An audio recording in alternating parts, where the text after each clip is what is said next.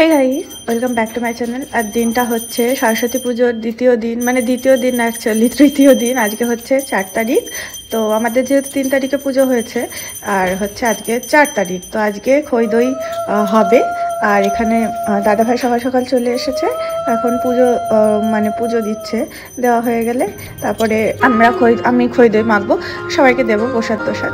আর এ দেখো হয়ে গেছে। এখন সন্ধ্যাবেলায় চলে গিয়েছিলাম আমরা একটুখানি, সন্ধ্যাবেলা অ্যাকচুয়ালি না, একটু রাতের বেলায় আমরা চলে গিয়েছিলাম একটু ঠাকুর দেখতে। মানে কাছে যে কটা ঠাকুর আগের দিন দেখিনি, তো সেই কটা ঠাকুর আজকে দেখে নেব। আর আমি শাড়ি পাড়ি কিছুই পরিনি, জিন্স টপ পরে চলে গিয়েছি নর্মালি একটা।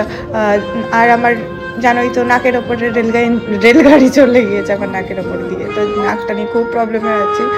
তো হাজার মেকআপ করলেও সেই নাক আর ঢাকছে না কিছুতেই, জানি না কতদিনে ঢাকবে। আর সেই জায়গাটা স্পটও হয়ে যেতে পারে। আর এই ঠাকুরটা দেখো, এই ঠাকুরটা দুদিকে দুরকম সাজ, একদিকে গোল্ডেন একদিকে সিলভার, সুন্দর বেশ। তারপরে এটা দেখো, এটা হচ্ছে মানে আমার দেখা কৃষ্ণনগরের সব থেকে বড় ঠাকুর, সব থেকে বড় সরস্বতী প্রতিমা, ত্রিমূর্তি। মানে এই ক্লাবটার নাম হচ্ছে ত্রিমূর্তি। আর ডেকোরেশনটাও সুন্দর করেছিল। এটা ওই কৃষ্ণনগর সিদ্ধেশ্বরী কালীবাড়ির ওইখানে, অনেকেই হয়তো না জেনে থাকতে পারে, কেননা এটা একটু গলির মধ্যেই প্রায়। আর তারপরে চলে গেছিলাম এই ঠাকুরটা, এটা হচ্ছে মা ভুবনেশ্বরী। এটা হয় সোনাপট্টিতে, কৃষ্ণনগর চ্যালেঞ্জের মোড় থেকে একটুখানি, চ্যালেঞ্জের মোড়েই মানে ধরা যেতে পারে আর কি। এটারও সাজগুলো খুব সুন্দর করেছিল। তারপরে চলে গিয়েছিলাম, এটা হচ্ছে চাষাপাড়া হচ্ছে সরস্বতী ঠাকুরের ওখানে। তো এদেরও ঠাকুরটা অনেকটাই বড় ছিল।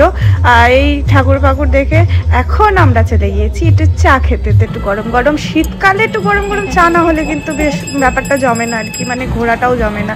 তো যেখানেই যাই না কেন সেটা বৃথা হয়ে যায়। আর পাপান দেখো এইসব খেয়েই গেল, মানে ও কুরকুরে লেস যে এত পরিমাণে খায় ধারণার বাইরে। আমরা এত চেষ্টা করি তাও ওকে হচ্ছে আটকাতে পারি না এসব খাওয়াতে।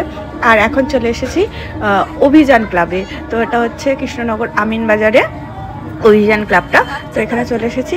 এখানে মানে এই রিসেন্ট 2 বছর ধরে দেখছি ঠাকুর প্রতিমাটা একটুখানি ছোট করে দিয়েছে। আগে অনেকটাই বড় ছিল, কৃষ্ণনগরে বলতে গেলে সব থেকে বড় প্রতিমা এটাই হতো। কিন্তু ওরা আমার মনে হয় যেহেতু বারোয়ারিটা করেছে, বারোয়ারিটার সাইজেই ঠাকুর প্রতিমাটা করার জন্য একটুখানি ছোট করে দিতে হয়েছে। আগে বারোয়ারিটা পাকাপুক্ত ছিল না, আগে এমনি পুরো ফাঁকা একটা জায়গা ছিল, সেখানেই ওরা পুজোটা করতো। এখন যেহেতু বারোয়ারি একটা হয়ে গেছে, ওর জন্য হয়তো একটুখানি ছোট করে দিয়েছে। বাট মূর্তি খুব সুন্দর করে, মানে প্রত্যেকবারই নতুনত্ব থিম করে। আর এখন চলে এসেছি ক্লাব নবোদয়ের উদ্দেশ্যে। তো নবোদয়ের এখানে সাজটা তোমরা দেখো, আর মোটকটা পুরো ঘুরছে, মোটর সিস্টেম করা আছে। আর কি অসাধারণ একটা সাজ, মানে মনোমুগ্ধ একটা সাজ বলা যায়। এটা হচ্ছে ক্লাব নবোদয়, এটা হচ্ছে কৃষ্ণনগর গভর্নমেন্ট কলেজের কাছে, গভর্নমেন্ট কলেজের একদম মাঠ ঠিক পাশে। আর এরকম একটা থিম করেছিল, মানে জুট অ্যাকচুয়ালি না, এগুলো দড়ি দিয়ে করেছিল থিমটা, অ আ ক খ। তো অনেক কিছু লেখা ছিল এখানে বোর্ডে। যাই হোক, অত কিছু দেখানোর টাইম নেই, ভিডিও অনেক লং হয়ে যাবে। এরাও প্রত্যেকবারই নতুনত্ব একটা থিম করে, সেই জায়গায় এবারও খুব সুন্দর একটা থিম করেছিল। যাই হোক, আমার ভিডিওটা কেমন লাগলো কমেন্টসে জানিও। আর তোমরা কিন্তু কমেন্টস কিন্তু করছো না, আর সাবস্ক্রাইব করে দিও।